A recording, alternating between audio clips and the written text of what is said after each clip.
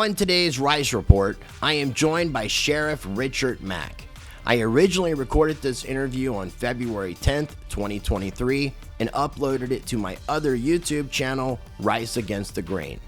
Some of the videos and interviews that I do actually fit both channels, but due to the ongoing censorship that I've been personally dealing with for the past few years, I have to be careful what I upload here to Rice TVX. And since the video has been up for more than 3 weeks on my other channel, it should be safe to upload here. Now, in my opinion, I feel like this is a very important video and interview that people need to hear and share. And if you're unfamiliar with who Sheriff Richard Mack is, he is obviously a former sheriff. But he's also been involved with and won a Supreme Court case along with other sheriffs. He is an author of many books, including The County Sheriff, America's Last Hope, and he is the founder of the Constitutional Sheriffs and Peace Officers Association.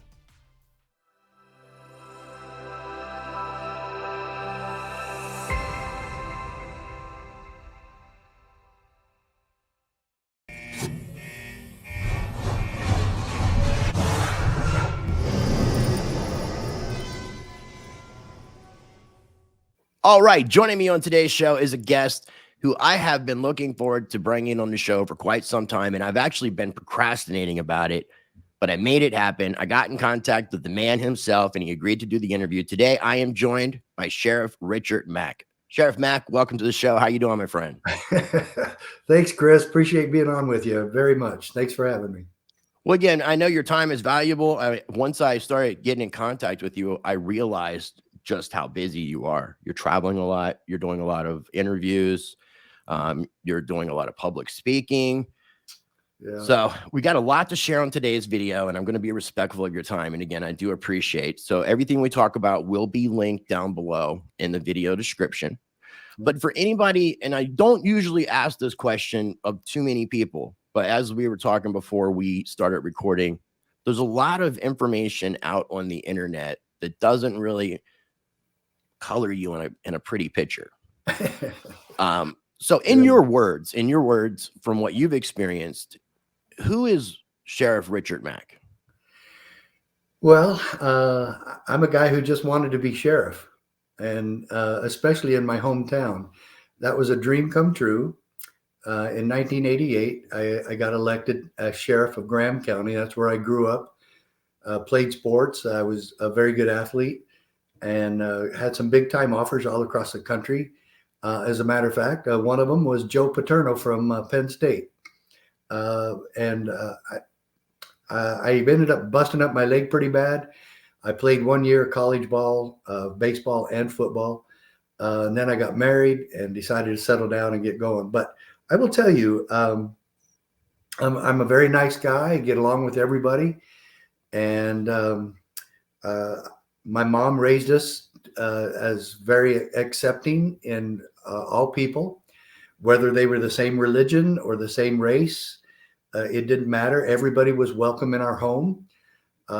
We were not raised in any way to be prejudiced or racist against anyone else.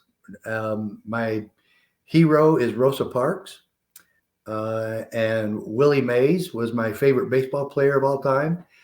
I don't know if you know this, but those two people are black. And yeah. I always had it on my bucket list to meet Rosa Parks and shake her hand and give her a hug. But because she's exactly what we preach about. In fact, a video about her is in my presentation that I give nationwide to all sheriffs and citizens and all of my public presentations have her in it. She's with me. And the biggest question about her is, sheriff or officer, if you were called back into time, would you have arrested Rosa Parks? Well, she was arrested for not giving her seat to a white man. And that's how stupid some of our peace officers have been in this nation, because they literally arrested her for not giving her seat to a white man. And but now we're much smarter and sophisticated. Well, we arrest parents and label parents for going to a school board meeting and airing their opinions. We arrest Amish farmers for not getting permission to not pasteurize their milk. And I've worked with the Amish all across the country, but what I am now, after I served 8 years as sheriff, while I was sheriff, the only reason that you and I are talking right now is I became the first sheriff in American history to stand against the federal government, file a major landmark lawsuit against the Clinton administration, take it all the way to the United States Supreme Court. And Sheriff Prince and I were the ones that did this case together, and a few other sheriffs helped also, thank goodness. And Sheriff Prince from Montana and I ended up at the Supreme Court in December of 1996, and Justice Scalia wrote the decision for the majority, who agreed with us sheriffs that the federal government was out of control, had committed the act of overreach, tried to commandeer the office of sheriff for federal bidding. And I maintain that the federal government, the president, Congress, has no authority to tell your sheriff to do anything. And the United States Supreme Court agreed with us, and it was the most powerful 10th Amendment decision in the history of America. Remember, this is the only time in history that a sheriff has ever done this. So I'm really proud of that. I'm proud of the victory. And I'm also proud that that I sued the Clintons and lived to tell about it. And so now I'm an activist, and I train sheriffs and peace officers all across the country that there is a peaceful and effective solution, and that liberty and civil rights are for all people of all races, of all creeds, of all colors. Doesn't matter where you're from, doesn't matter who your daddy was. This is for everyone. If you make exceptions for liberty, everyone will end up getting their turn. And so it's as vital for me and my family to be free as it is for you, for anyone else. And like I say, I don't care where you're from or what color you are. That's beautiful. And I appreciate you sharing that. One thing that I was thinking was, you served 8 years as a sheriff in Graham County. That was Arizona, correct? Yes. Okay. And you did this lawsuit. I mean, that lawsuit was now something like 26, 27 years ago. Yeah. Why are you? So yeah, it'll be 26 years this June.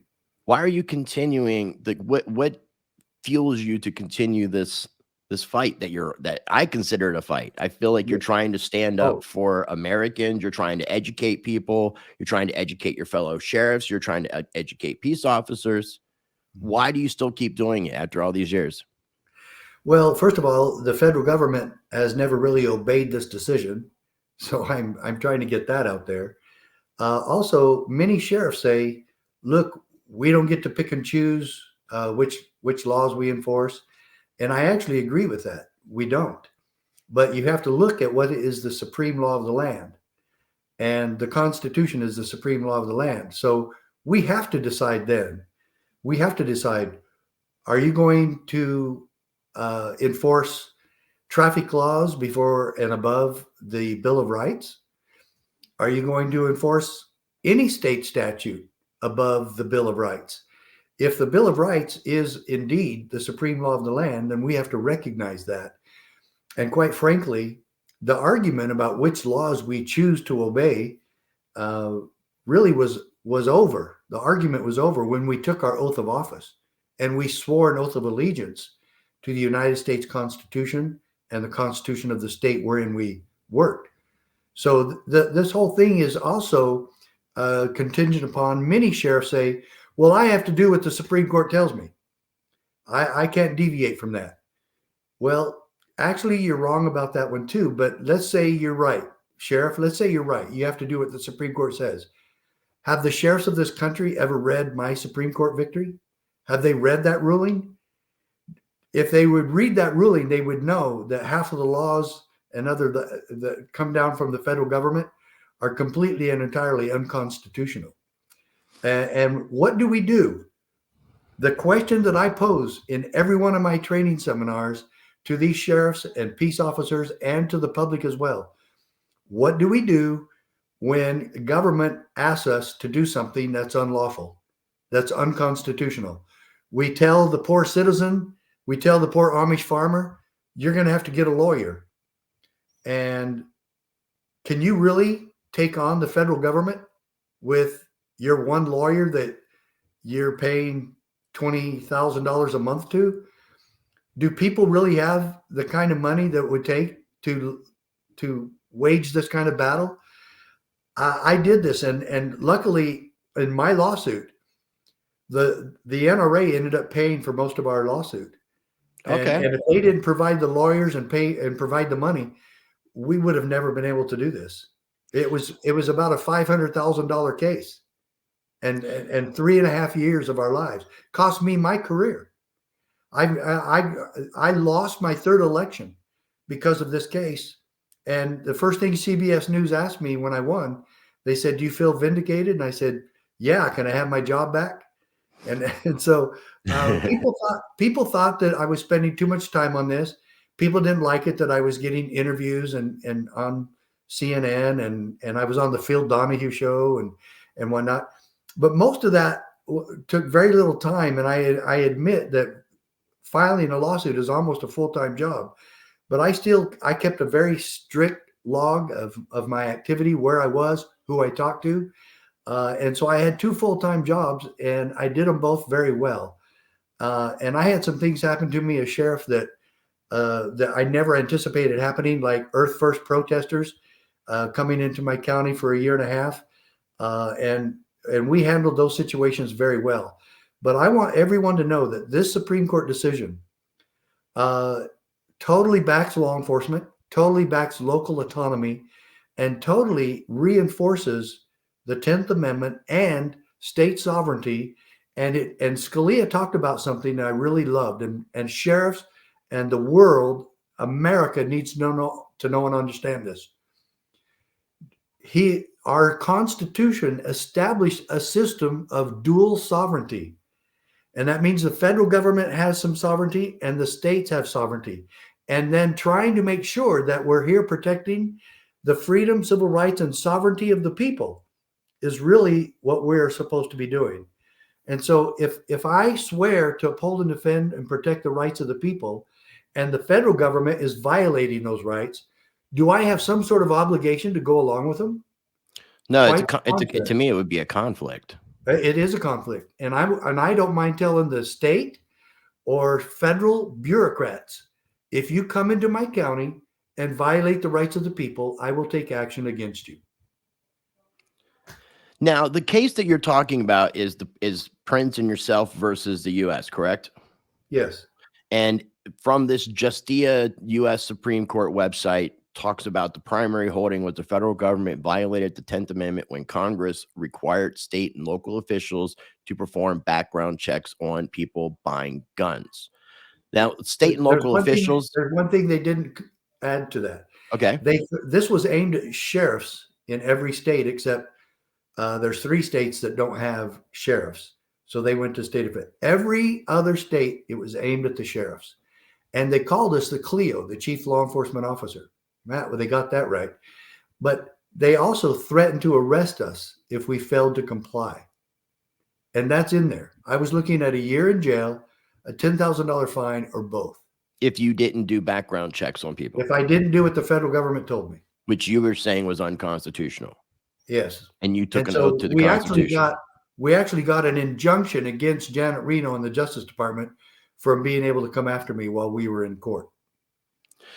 You know, and you were talking about this and it not really being enforced or recognized or even like public knowledge, apparently, because a lot of people don't speak about this case. Right. It makes me think about different things throughout American history that to me are unconstitutional, like our taxation of labor. That wasn't supposed to take place. The 16th Amendment was an abomination. The IRS is an abomination, totally un-American. The IRS and individual liberty cannot coexist. The IRS makes its living by going after people unconstitutionally.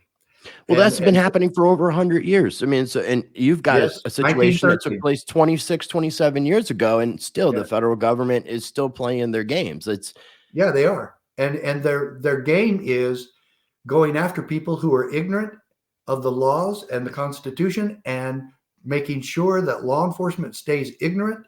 And we have to be more involved in this, and we have to stand up to them.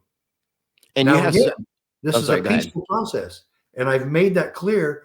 I've never advocated violence. I've never committed an act of violence, and that goes back to your question about some of the things that people say about me on the internet. Is they actually, Southern Poverty Law Center and the Anti-Defamation League, has defamed me loads. Hey, I want to pull that website up. And you know what they don't do? They What don't do they all do? these articles about me and talk about me and criticize me and call me a racist and white supremacist, but they've never once reached out to me. Not once. The Southern Poverty Law Center at least reaches out to me, and then they lie about me. But I actually filed a lawsuit against them one time, and they had to print a retraction. And the whole thing was about me claiming violence, espousing and supporting violence against federal agents. Right, like you're That's a lie. I've never done that. I've never some done sort that. of extremist. Yeah. I mean, that's why I wanted to bring this up, because if people were to just like go on Google per se, which I don't always recommend people to use Google as a search engine. I'm a big fan of pre-search, but anyways, they control what comes up, and you're going to see information like this. There's an article that you said wasn't so bad compared to others, but a USA Today article talking about, does your sheriff think he's more powerful than the president? And then, and just like I said a little while ago, I mean, the sheriff has an obligation to protect the people in his county. If the president becomes the enemy of individual liberty, then we will include him on the list. But the thing of it is, it's apples and oranges. The sheriff is the top executive of the county. He is the number one law enforcement officer in the county, not the president of the United States. Okay. And if you read the Constitution, the president has defined and discrete enumerated powers, as does Congress. And if they go outside that, then they're usually trampling on the sovereignty of the state or the county. And so the one thing we don't understand in this country, and every president, doesn't matter if it's Republican or Democrat, they don't understand their constitutional authority or jurisdiction. And just because we do doesn't mean that we're saying we're smarter than them. They just try to play politics. The president cannot initiate gun control. United States Congress cannot initiate gun control. Now Kamala Harris is telling everyone, and so is the Biden and others and the Congress, that we need to do something about our nation's police officers who are outside the law and they use excessive force or kill innocent people. That is none of Congress's business. It's not. I'm sorry. There is nothing in the United States Constitution or anywhere else that gives any kind of authority or jurisdiction to the president or Congress to control the police officers in Arizona or Michigan or any other state. It's the states are in charge of their own law enforcement, not the federal government. They're in charge of the federal law officers, like your U.S. Marshals FBI, and things like DEA, that. They can't even control those guys. Okay. Now, I mean, it's kind of frustrating when you think about some of the things that we're up against. So, I mean, part of what you're doing with the organization that you formed, and I made sure I got my notes here taken really well, the Constitutional Sheriffs and Peace Officers Association, the CSPCA. Part of what you're doing with that is you're trying to educate sheriffs. And can you define a peace officer? What is a peace officer? Well, a peace officer, actually, most states' bureaucracies that oversee certification for cops are called, like Utah, it's UT Post, Utah Peace Officer Standards and Training. It's in Arizona, it's AZ Post, Arizona Peace Officer Standards and Training. I think California is saying California Post, CA Post. Most of them call us peace officers. Then why do we call ourselves police officers? Police actually just enforce. Yeah, like policy And enforcer is what I think yeah, about. yeah, exactly. Policy is key to that. A true peace officer is assigned to patrol, to walk around schools, to keep the peace. When he goes to a family fight, his job is not to make an arrest. His job is to keep the peace. If he needs to make an arrest, he can and he will. But I like the whole mantra and the mission statement that we're here to keep the peace. And then CSPOA takes that to another level up, and that is that we're here to protect rights. And there's no better way to keep the peace than for every cop in this country, whether he's a patrol officer, a detective, sheriff, or chief of police, to understand our role in the protection of the American Republic, our constitutional republic. And we each swore an oath in God's name that we will uphold and defend the Constitution. How many of us have ever read the Constitution, and how many of us know and understand that? And is it at all possible for us to protect the rights of the people when we don't even know what their rights are? And so that's where we come in. We teach the Constitution. We teach specifically the Bill of Rights. We teach about the constitutional republic that we're a part of, that we are the guardians of the republic, that we're guardians of liberty. And then we teach quite extensively my Supreme Court decision, how it reinforces every bit of that. Okay. Now, you mentioned taking an oath to the Constitution. Obviously, I mean, I know sheriffs do that. Do all technical, what we consider to be law enforcement, which you mentioned, like police officers, detectives, do all of those entities also take an oath to the Constitution? Every one of them. And in fact, I've always said this in my presentation. Let's see, way up here, from the dog catcher down to the president, we each swear an oath of allegiance to the Constitution. It's just strange to think, because I mean, if you wrote a book, the sheriff's counties, the America's last, the county sheriff, America's last defense, last hope. Yeah. And then I think about what police officers are doing. They seem to be more of policy enforcers versus being peace officers. And I'm wondering where that disconnect came, because like, it doesn't seem like, I've heard so many times that police are not here to protect the public and people. No, well, yeah, that's an amazing thing for any cop to say, that, oh, good, I don't have to protect anybody. Yeah. But I will tell you, the problem is the mistaken training that happens at our police academies in this country. We don't train in the oath of office. We don't train in the Constitution. They train in case law. And courts do not make law. Okay, that's another. We have a lot of mistakes that we've gotten used to. And Thomas Paine said that a long habit of not thinking a thing to be wrong gives it a superficial appearance of being correct or right. Well, we've done that with law enforcement. We think it's our job to go in and kick doors in and get all the drugs off the streets, which we've never been able to do, but we'll spend more time and manpower on it and money on it next year, and we'll really go after them. You know, all the futility of what we do, all the traffic tickets. This is a $6 billion industry that brings in more money to governments because we just need more money. And it has very little to do with public safety. I love the presence of cops being on the streets, but I do not agree with all the wholesale distribution of traffic tickets. And I'll tell you why.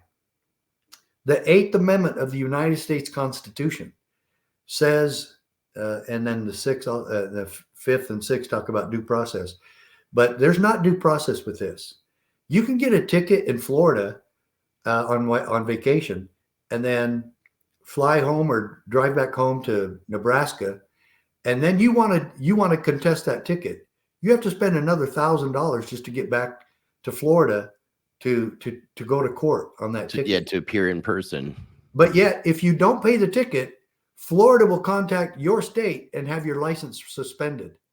But you don't get any hearing whatsoever about that ticket in Nebraska, where you're from. None. But they'll be happy to help them suspend your license for you, for Florida. See, none of that makes any sense. It puts government ahead of the person. The people deserve the benefit of the doubt here, not the government of Florida or Alabama or Timbuktu, California. It doesn't matter. And so the whole system is stacked against us. As soon as you go into court, the judge does not look at you as being innocent until proven guilty. Traffic tickets are his word against mine. They don't have to show any evidence whatsoever of what the radar gun showed at the time.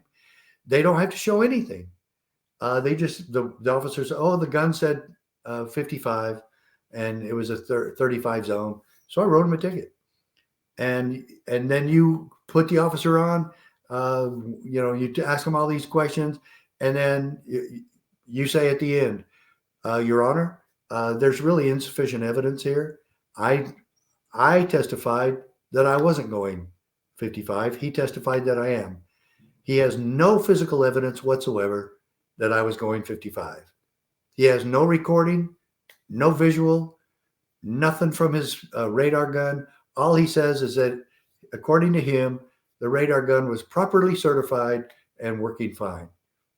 And then the Eighth Amendment says, no excessive fines or bail, nor cruel and unusual punishment inflicted. What do you think, officer? What do you think about excessive fines or bail? Well, that's exactly what tickets are. They're excessive in their amount. Like in California, it's $500 to $750 for a simple moving violation. And that's excessive. How about their frequency? Millions and millions of tickets are written every week across this country to poor unsuspecting people. And what if I'm going down the street and there's nobody around and I go 65 in my nice little Dodge Charger that my wife lets me drive every now and again in a 35 zone, and yet no one was threatened? The peace and safety of no other individual was ever in question. Yet they write me a ticket, and probably being that far over, I'll get it for reckless driving, which brings with it a suspension of license. And then, even to top all this off, who am I writing the tickets for? Chris, have you ever known who I'm writing tickets for? Who do cops write tickets for? Okay. I thought they were writing tickets for the city or the county or whatever the situation might be. Who's the biggest benefactor? Insurance companies. And so, first of all, the law requires everyone to have insurance. And then if you get a couple of tickets or you get a reckless driving, you can get it suspended, and your license your insurance premiums are going to go skyrocketing, and you don't get a hearing on that either. No. And so this is just another fine that comes with it, with the insurance company, that the state is requiring you to have in the first place. So you get the states and the insurance companies working together to bring in that money. And quite honestly, it was the insurance companies who got most of the seatbelt laws passed in every state. So there's less damage to the person, and so they have to pay out less, and they get them because you get to write tickets for it now, and completely for insurance companies. Yeah, it's very, very corrupt, my friend. And I like to think, I mean, you come from a different background as me, but I like to think that if there's no victim, there's no harm being done, there's no crime. I totally believe that. And to me, that's just natural law, common law. We're not hurting someone. There's no one else. And there's, like you said, if I chose to drive an excessive speed limit compared to what you think I should drive when there is absolutely zero individuals around, why do I need to obey that specific law if it's there to prevent harm? And I can't harm anybody. So yeah, it does make sense. When I was a rookie cop, it was actually traffic ticket writing that made me change my mind about law enforcement and government. And I felt so guilty writing this ticket to a lady one day. I didn't give it to her. And I went back and I said, why are we doing this? And I determined that I was going to find out what government is for. Why do we have police officers, and why do we have to treat people like this? And I started my research, and I ran smack in the face to the oath of office. And I promised myself that I would never be on the wrong side again, that I would keep my oath. I would know the Constitution, and I do. I could quote you so much from the Constitution, but anyway, the Bill of Rights, especially, is the supreme law of the land. And if we're violating that, we are the bigger criminal than the ones we're going after. Which makes sense. It really does. When we were talking privately the other day, you had mentioned I'm not sure what you call it, the follow, obey, enforce it, live it regarding the Constitution. Do you mind expanding on that? Well, yeah. I mean, it again, how do we as cops understand our role in preserving our God-given American Republic if we don't know what the rights of the people are? Do we understand that people have a guaranteed right to keep and bear arms, and then yet the federal government or state government comes and tells us, make sure you get rid of that bump stock, make sure you get rid of this kind of gun and these kind of magazines, and get rid of this kind of ammunition, and arrest law-abiding citizens who are simply exercising their right that is already guaranteed in most states and guaranteed in the U.S. Constitution. We're now seeing the fruits of the CSPOA labor when we now have almost 90 sheriffs in Illinois standing against their own governor and their own legislature, standing against their own government, because now they want to get rid of obviously get rid of these horrible guns that are assault rifles, and they want to make it a crime to possess one. And this kind of idiocy is what really makes us wonder, how is it that Illinois has the most strict gun control laws now, and yet Chicago for the past 5 years has been 1 or 2 in the top murder rate by guns? And so they say, oh, well, let's see. Einstein said doing the same thing over and over and expecting a different result is lunacy. And so now they want to double down and do even more of what they've been doing and think they're going to get a different result. And this is the type of leadership we have in a lot of the major cities in America: LA, San Francisco, Detroit, Chicago, Atlanta. It's ridiculous. Washington, D.C., most gun control ever, and they have the highest gun death rates of any city. And all the top death cities, all of them have the strictest gun control. When you mentioned that, though, I was thinking about Illinois passing this law where they're supposed to be getting rid of the cash bail. Some people are referring to it as a purge law, allowing for stuff to kind of go on before police or anybody can react. I think giving like 48 hours and then not being able to hold people. And yeah, have you looked into this at all? California's been doing that. New York has been doing that, and it's not working. To let murderers and rapists and pedophiles right back out on the street. Polly Klaas, when I was sheriff, Klaas, Polly Klaas from Petaluma, California, was murdered. She was at a slumber party, and somehow this guy took off with her. And I can't remember his name. It seems like Richard Harris, but I might be wrong, so I don't want to say that name. Okay. But anyway, this was a long time ago, but I got really involved in the case and really helped. And I said, look at what we're doing. So he didn't even serve half his sentence, not even half, quite a bit less than half his sentence. He's released and he goes and does it again. But this time he got rid of the evidence, a little girl. And her father went out on the lecture circuit. I talked to him a couple of times and told him how we wanted to help and back him.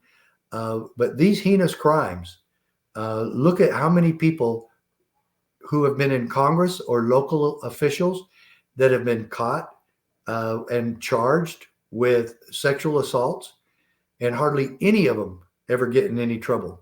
And look at Bill Clinton. He went with Epstein 26 times to the sex ranch in New Mexico and never even gets investigated. Well, the island too. I mean, I don't know, New Mexico too, but that island, the flight records show a lot of visitations. Not only him, but a lot of other individuals. Oh, now yeah. we're treading in some territory that the YouTube overlords might deem as something that they're going to give me a strike for. So I want to try to be careful with this area. Well, but have them look into it then. I don't care who looks into it, but quite honestly, a lot of politicians I know have gotten away with this. We have a very corrupt system. Some of them have investigations, and usually it's like a 12-year sentence, sexual assault on a child. And several politicians throughout the last 10, 15, 20 years have only got probation or at the most a year in jail. And it's not fair. There's a two-tier justice system in America. And these same crooks in Washington, D.C. are also allowed to do insider trading. The same thing that Martha Stewart went to prison for. No, I know. I'm very aware. I'm very aware of the corruption, man. But when you said to me that your typical police officer, when they're going through training, are not trained in the Constitution, but they're trained in statutory law, it makes sense. Right. I can't even necessarily blame the officers, but when they are educated by somebody like yourself, who kind of brings it to their attention, then they can't really ignore it, and then you got to question the individuals. All those agencies. CNN came out to my home about 4 months ago and interviewed me out here, and I told them, I said, I know you're going to lie about me, and she goes, oh, no, I'm not. Why would you say that about me? I said, you work for CNN, and so she did. She lied about me. And they don't want to tell the truth. They don't want to say ever that I won a case at the United States Supreme Court, because that gives me too much credibility. So none of them say that.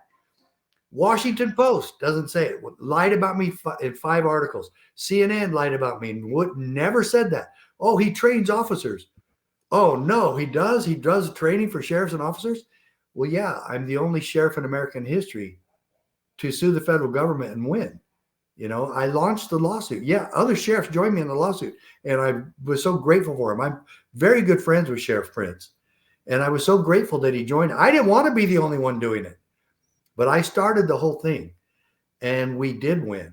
And so I asked the reporter, Sarah Sidner from CNN, sitting in my daughter's house while she was interviewing me, this close as I am to you right now. Right. And I said, should the sheriffs and police of this nation, should they enforce my Supreme Court decision? She never would answer. Well, they don't want to tell the truth. They don't want to know the truth, and they don't want to be exposed as lying. But we're going to be sharing the truth here, and these links will be provided down below, and then people can look up just this case information and do some searching, and you'll be able to find more information regarding exactly what you said. I want people to do, if you want it easy, I wish I had one right here handy. I don't, but I have a little pocket-sized booklet of a review of my Supreme Court case on my website, and it's white with all the state flags. It looks real big because it's bold. The picture makes it look big.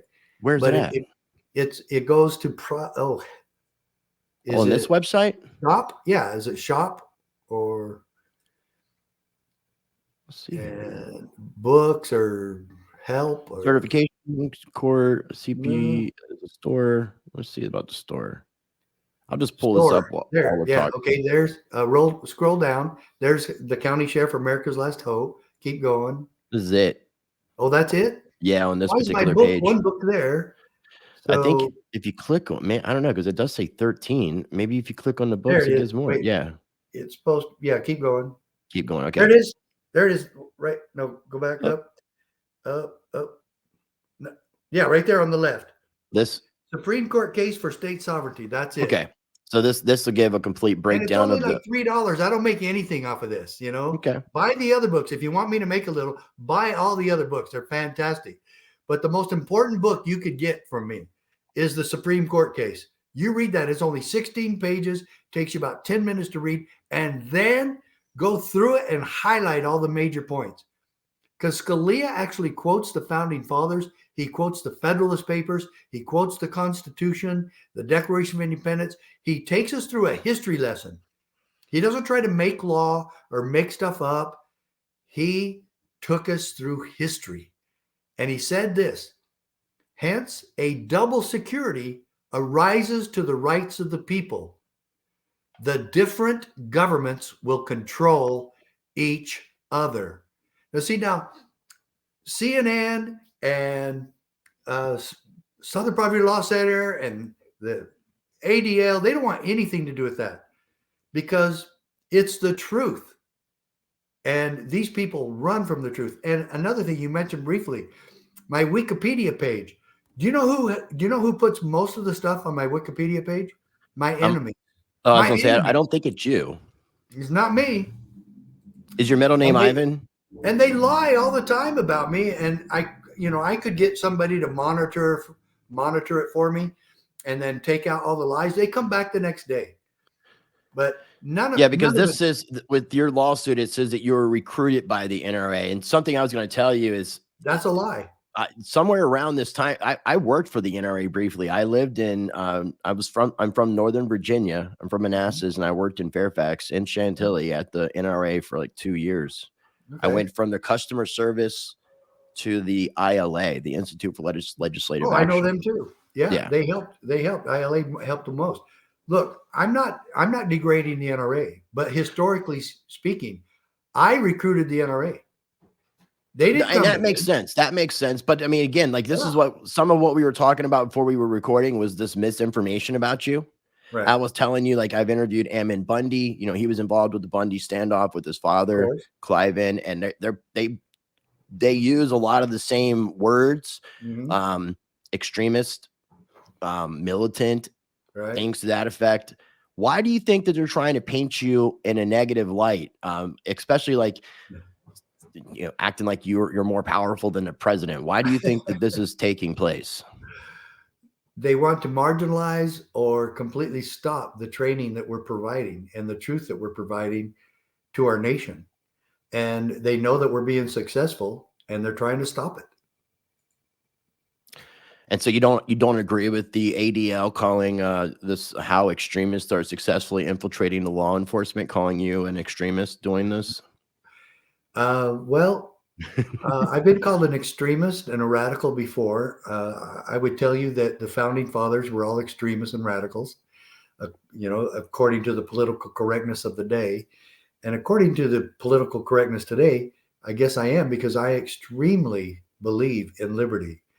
And Barry Goldwater said, when he was called an extremist, he said, extremism in defense of liberty is no vice. And I agree with that. And folks, just understand this. I've never committed an act of violence the 20 years I was in law enforcement. I never shot anybody. I never beat anybody up. I never even took my fist and slugged another human being, ever. I never maced anybody. I never threw anybody down. The biggest thing is, I guess I did. Like I said, I used to play football.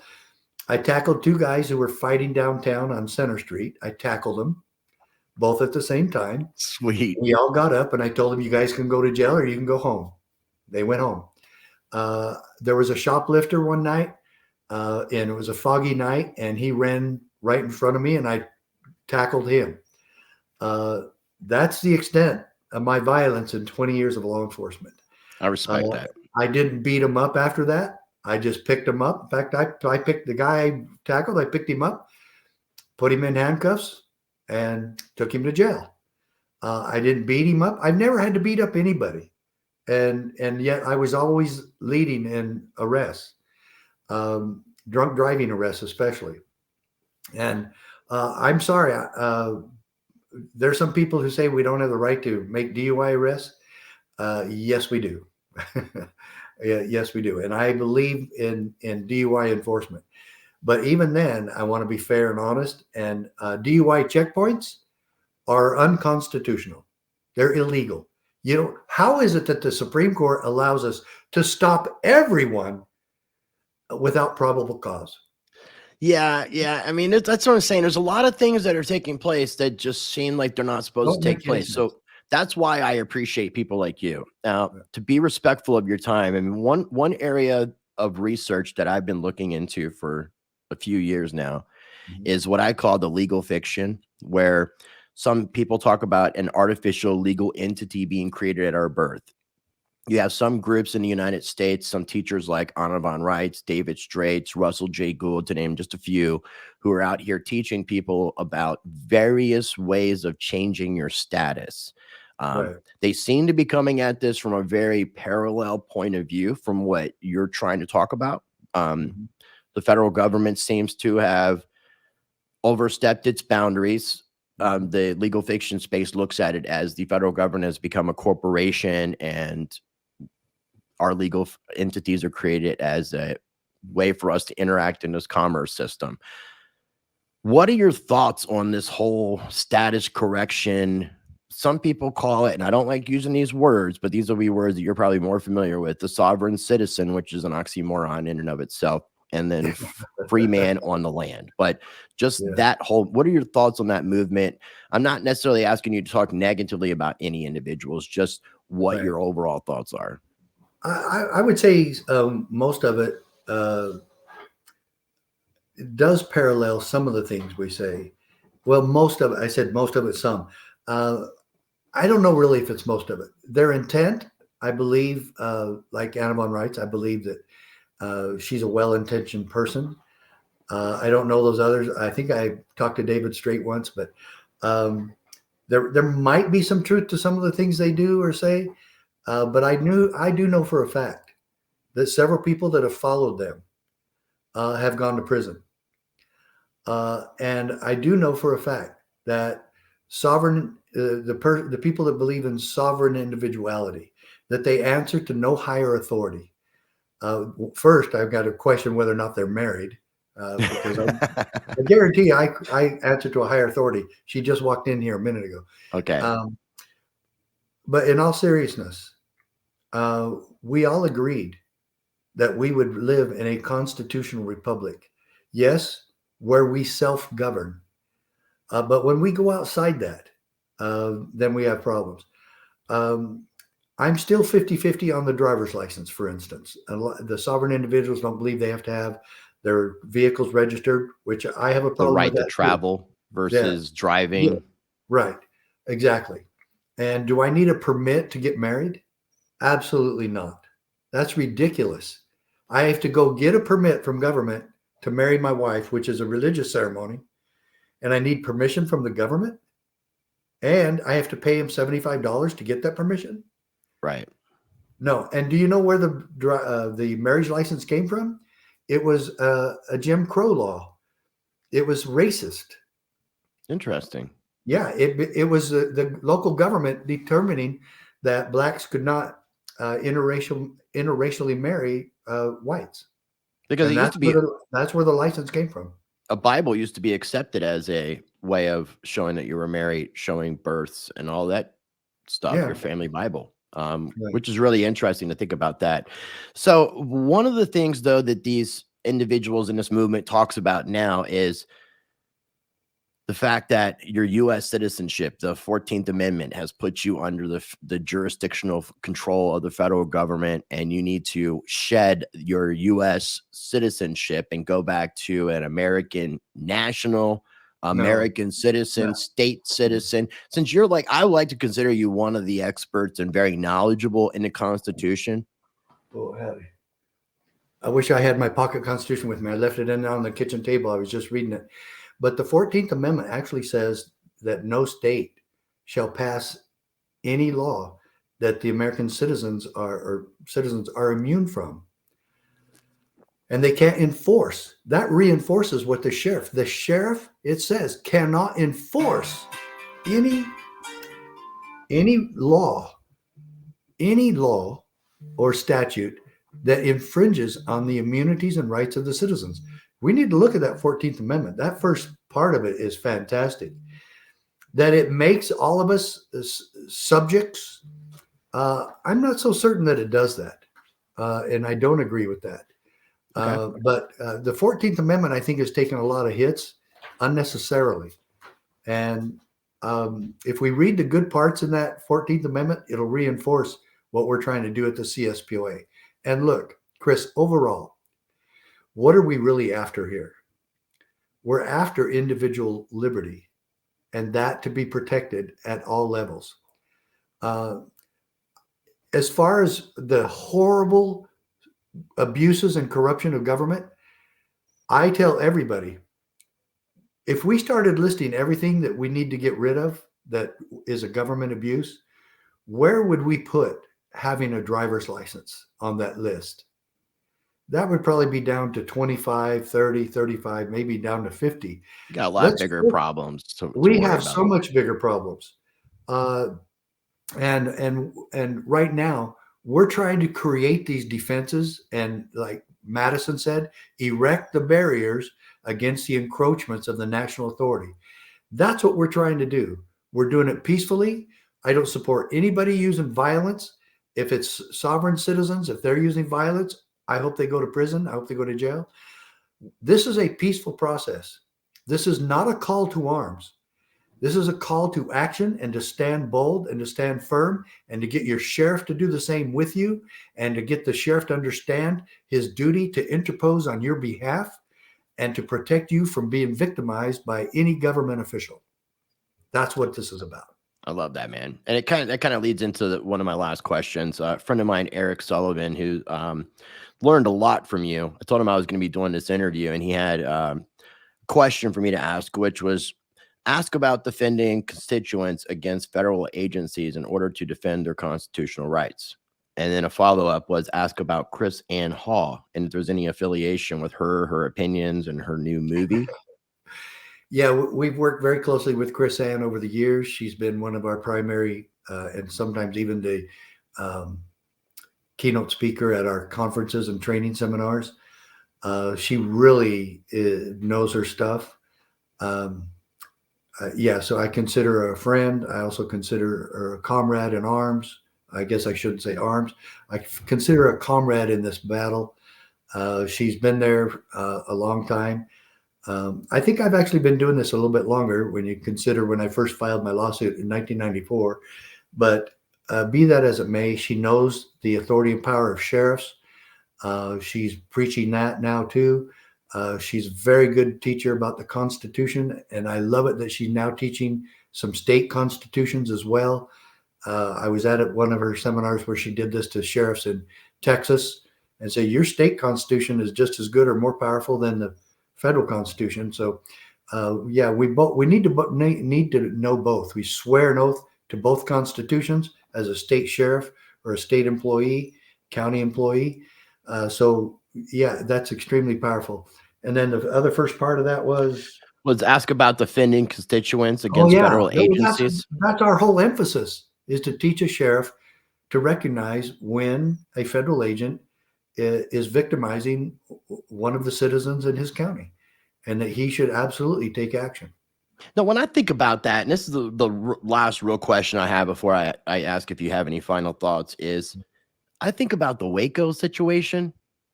I'm 48. I use that all the time. I'll be 48 here in a few months. I talk about that all the time. 89 people were killed at Waco. It's like, how did the federal government come in? And from what I see and understand without having being there, is that the federal government superseded their powers and went against the local law enforcement, which would have been the sheriffs there backed away.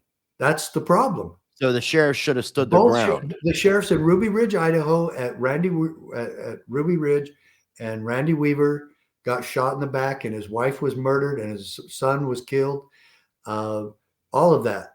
If the sheriff had remained in charge, and I've said this in my books, I've said it in my seminars, if the sheriff at Ruby Ridge had remained in charge, and if the sheriff in Waco had remained in charge, the law still would have been enforced, and nobody would have been killed, and especially federal agents at both places. One federal agent, Agent Deegan, was killed in Idaho, at Ruby Ridge, and then 4 BHF agents were killed at Waco. None of this would have happened if the sheriff had remained in charge. In fact, the sheriff even told them, I can go arrest David Koresh anytime you want. And so men, women, and children were all killed because the federal government overplayed their hand, and it was stupid. And again, if they would have coordinated with the sheriff and worked it out with him, the law would have been enforced. No one would have been killed. I like the way you explain that. That makes sense. Because that's always kind of puzzled me. You know, I'm obviously not a huge fan of a lot of our law enforcement officers. I mean, I'm not going to say that all police officers and sheriffs are bad, but there's enough that it kind of has a stigma. Yeah, they do. If you saw my driving record, you'd understand. I mean, you probably would understand why I say that, though, because I don't have a driver's license. I've got caught driving without a license, a suspended license too many times, so many times that a judge will just say you don't have any respect for the law. Yeah. And I can't really defend that because I've gotten in so much trouble about it. Yeah. But yeah, and to avoid that trouble, I would advise you, keep a license. Don't go to jail on that hill. Don't die on that hill. We need you out here for everything else. Well, I've stopped driving until I can get my situation straight. So, I had to sell my car several years ago just to kind of force myself. But it is what it is. And I appreciate. How do you get around? Ubers, walking, and public transportation. Oh, okay. And friends and family help as well. Well, God bless you. Well, thank you, my friend, and God bless you. The last thing I want to ask you is, for anybody who is not law enforcement, sheriff, any of that capacity, what words of advice would you give to non-law enforcement individuals to get involved with this bigger picture battle that we're involved in? You want to have a relationship with your sheriff. You want to help your sheriff get our training. You want to help your sheriff form a posse. You want to help your sheriff understand that this is a simple process and how he should put federal and state agents on notice, bureaucrats on notice, that when they come into his county, they should check with him every time. Okay. That's the beginning of all of this. Cooperation and communication between those who want to come in from the state or federal government. And we can create a check and balance system there that will protect the people ultimately on both sides.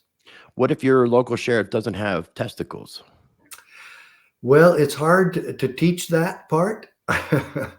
But after they see that other sheriffs have done this, including myself, not the lawsuit, but I've actually stood up to the EPA and Army Corps of Engineers, and there's many other sheriffs that have done it. It's always ended up peaceful, and the people have been the benefactor of all of it. So we've got a lot of work to do, but get a relationship with your sheriff. Be tactful, be kind, be friendly, and tell them we want to get going. So have your groups, your whatever group you belong to, get with other groups, your Tea Party groups, your gun rights groups, your tax protest groups. I don't care. Keep this peaceful, get a relationship with your sheriff, and encourage your sheriff to do certain things to keep your county more peaceful and protected. And I would like to add too, if you guys are inspired by this, you're interested in becoming a sheriff or interested in becoming a police officer. I mean, listen to what Sheriff Mack has to say. Do you have any advice for people that are considering getting involved in law enforcement or becoming sheriffs? Yes. Read the Constitution and know it backwards and forwards, especially the Bill of Rights. Memorize the first 10 of the Bill of Rights. The first 10 amendments are the Bill of Rights. Memorize them and carry those forward with you. And then read my Supreme Court decision that I have, the highlighted version on my website. Read The Proper Role of Law Enforcement. That's another book that I have on my website. It's very small. It's inexpensive. The Proper Role of Law Enforcement. So read that one. Let's see, where it is. Nope, keep going. No, I'm looking for it. There it is. The very bottom one. But there's also look at that picture of this young. Look at that young. That was how long ago was that? That was 35 years ago. Wow. Yeah. So I was back in the early 90s. Yeah. Okay. Were you listening to some Limp Bizkit back then? But I will have a link down below too for the Amazon books as well. But people can buy directly from your website. If people want to contribute, there's ways that you can support. You can become a member of our posse, our CSPOA posse, become a member, donate monthly, and just do that. It's $11 a month to become a part of our posse and get involved in this process. Folks, this is the only peaceful and effective solution we have left. And I agree, man, because it's starting to get to where I don't think peaceful solutions are going to be on the table too much longer. But that's another discussion for another day. I'm afraid you're right, but I pray you're not. Yeah, well, like I said, I think it's another discussion, and hopefully we can, I would like to be able to have a future conversation with you. But do you have any final thoughts or anything that you want to add that we didn't talk about? Any final thoughts you want to leave people with before I'll close it with Justice Scalia in my decision. And this is directly from the Mack Prince Supreme Court case, from the only time sheriff sued the federal government. He said this: but the Constitution protects us from our own best intentions.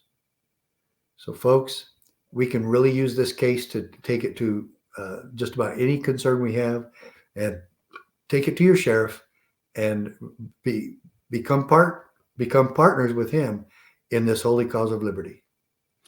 Well, thank you again, Sheriff Mack. If you can just bear with me 1 second, just going to do the wrap up. Again, ladies and gentlemen, I will have links down below for everything that we shared on today's video. I do appreciate you tuning in. Make sure you smash that like button and be sure to share this video with others. I think this is a very important interview, and I think this needs to be heard by as many people as possible. Make sure you subscribe here at Rice Against the Grain and my other channel, Rice TVX. I may be posting this on both channels. Not quite sure yet. Going to figure that out. But make sure you are subscribed. And before we wrap things up, I will leave you with this. I encourage you, as always, to be a blessing to others. Treat people how you want to be treated. Be the glitch you want to see in the matrix, and be the change that you want to see in this world. And until next time, practice change.